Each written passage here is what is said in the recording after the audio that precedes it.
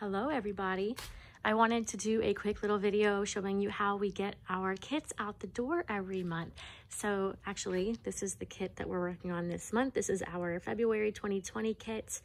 And what we do is, first of all month we spend getting all of the kit parts ready. So all of the fabric gets cut up, all the embellishments get bagged up, and we get everything ready to go. And then in the last week before shipping, we start bagging everything up. So we walk around the table and bag all of our kits individually.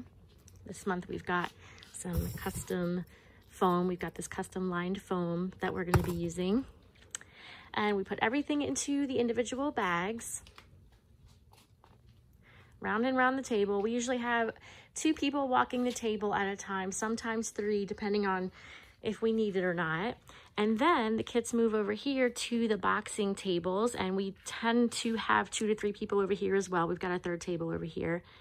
And here are the kits when they are done.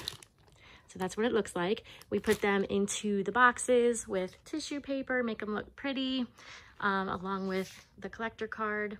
And then once they're boxed, they get stacked up here on the pallets. So we're about halfway done right now.